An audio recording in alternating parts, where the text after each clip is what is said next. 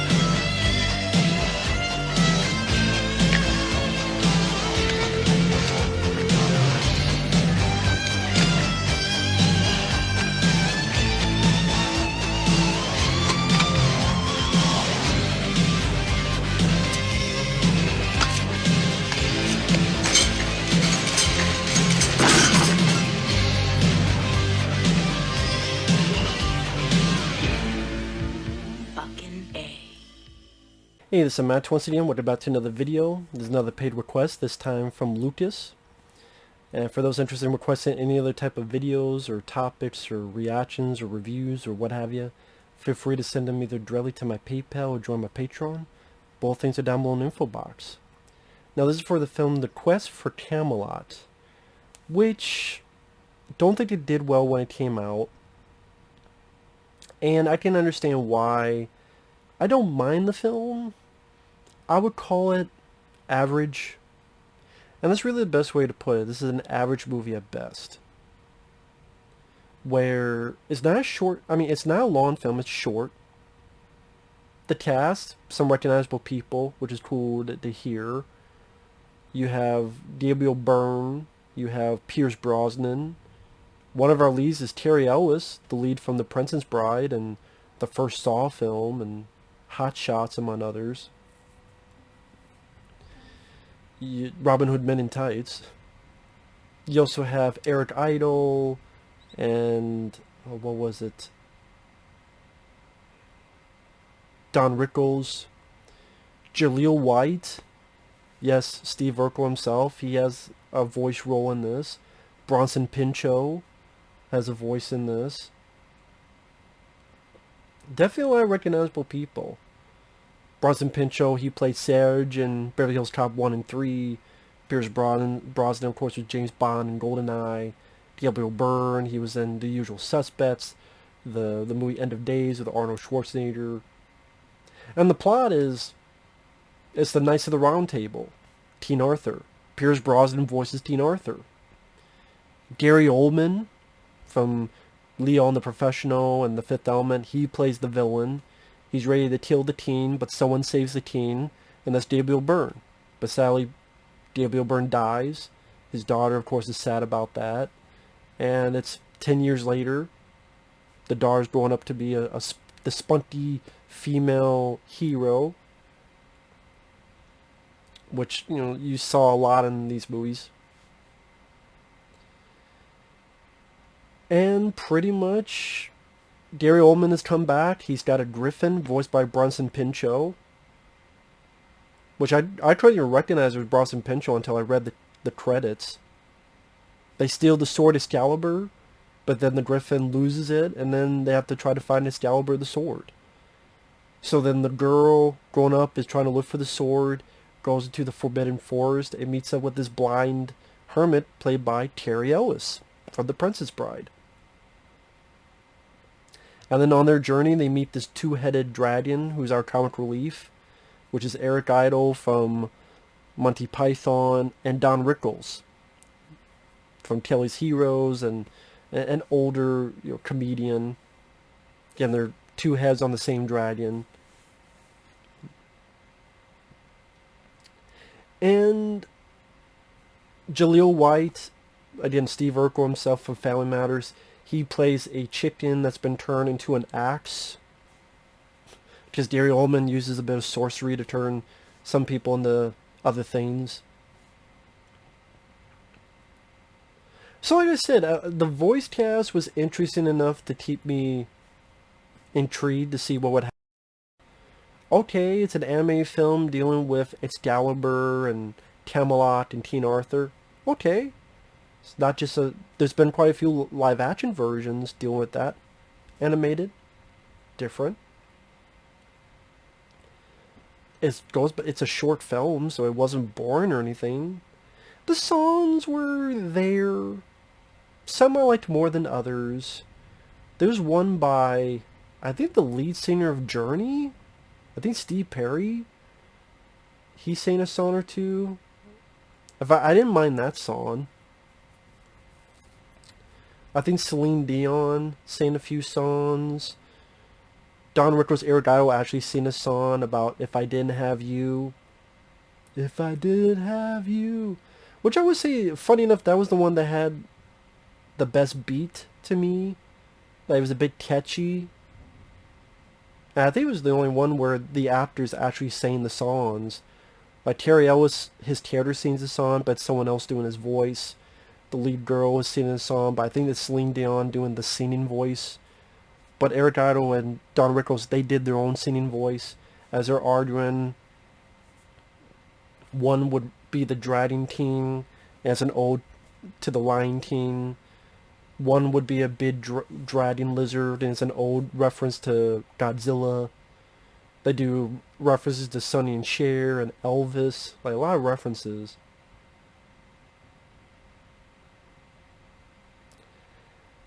But the movie... It's a lot of lame jokes. There's a point where Terry Ellis is flying with the two-headed dragon, lands and goes, "I hate flying, coach." And the two-headed dragon goes, "Yes, we're frequent flyers now." It's, frequent flyers, yeah.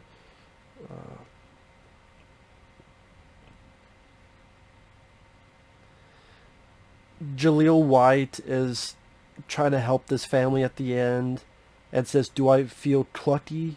Well, do I feel clucky? Well, do you, punk? Yeah, do you feel lucky?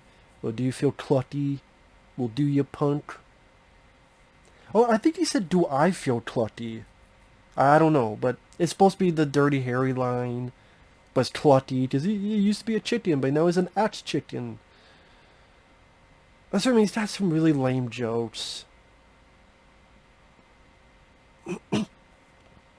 In a way, because of his short running time, it comes off as rather uneventful. Like, the animation is average.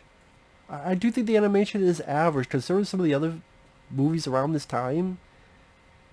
It was nothing to run home about. I mean, even this around the time you had Titan A.E., you had Treasure Planet, you had, what was that one? With Michael J. Fox. Atlantis, The Lost Empire. Ones that really were more eye-catching compared to this, which was, like I said, average at best. So average animation, some lame jokes. There's a point where there's a big ogre, and the big ogre, there's like really bad CG effects on the big ogre, while the others seem like more traditionally animated. But this big ogre, like this out of the blue bad CG effects.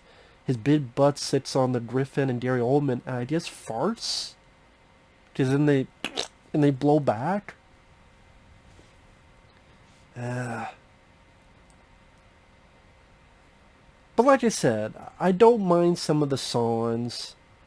I Stand Alone song, I didn't mind that. If I Didn't Have You, I didn't mind the way that scene was animated. Where it's both of them imagining what it would be like if they were by themselves, if they weren't in the same body, and it turns into different forms as they're imagining this, and this back and forth.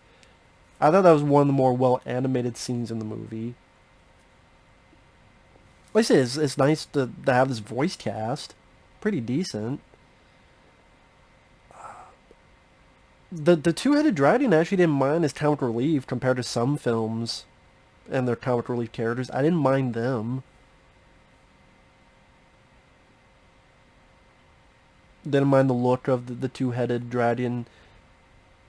Didn't mind, the fact that, one was more into the arts and one was more down and dirty. Made sense to have that dynamic.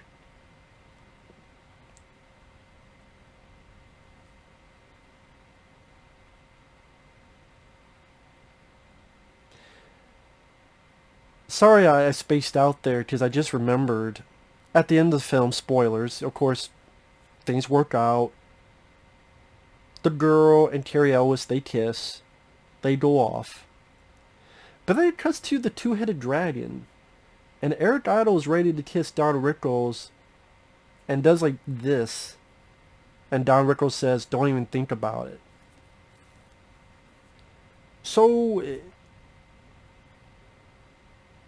and at one point earlier in the film they did kiss. And then they realized they kissed, they were horrified. I guess since they saw them kissing at the end, Eric Idle, again, they're two heads of the same body. So, is that self-pleasure, masturbation, or is that incest, brother? It was a bit weird to end the movie on. I know it's meant to be as a joke, but it's one of those scenes I went, I put a bit too much, I probably put too much thought into this more than they did. It's just one of those things that came off as weird. Like, does he want to kiss his own? I don't want to say kiss his own head because that's... Don't we all want to kiss our own head? Break your neck doing it. But seriously, just... It was a bit weird. Maybe I'm the only one. I'm like, what the fuck? Yeah, or... But, I mean, like I said, the animation, the story, for the most part, the characters, it's rather average affair. There was nothing that blew me away. I would say if you like animation films in this day and age, if the voice cast interests you, or anything dealing with Teen Arthur Excalibur, or if you saw the trailer, you could give it a watch, sure. Like I said, there's much worse movies. I didn't think it was bad or anything. Like I said, the two-headed dragon, I didn't mind them as comic relief. The voice actors, Don Rickles, Eric Idle, they're pretty good actors. Terry Ellis, always nice to see or hear him, because I like The Princess Bride. I like him. He seems like a nice guy. Bronson Pinchot is interesting as the Griffin, because I'm like, who voices the Griffin? Bronson Pinchot. And then I try to catch him, like, wow, it does. Interesting, he voices the Griffin. I never would have guessed, but it's interesting to see his take on this creature.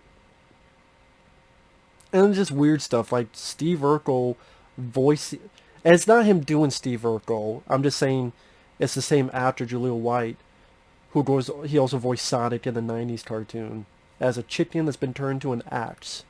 So he did weird stuff like that. I mean, I wish the ending had a bit more epic feel and action to it. It's mainly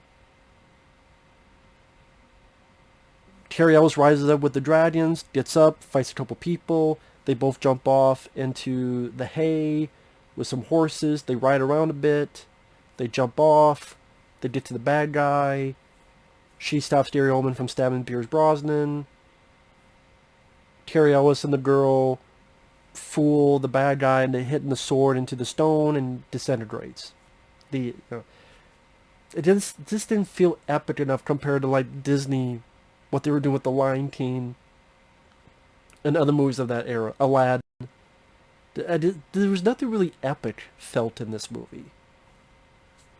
And scope and action. There's nothing big, bold, or grand about it. I think that was one of the bigger detriments. That, and again, some of the lame humor and ho-hum animation. But again, some of the songs I don't mind. The voice cast is interesting. It's a fairly short film. And like I said, I didn't mind the two-headed dragon thing. That was different kind of comic relief. So, I said it's okay. See you guys later. Bye-bye.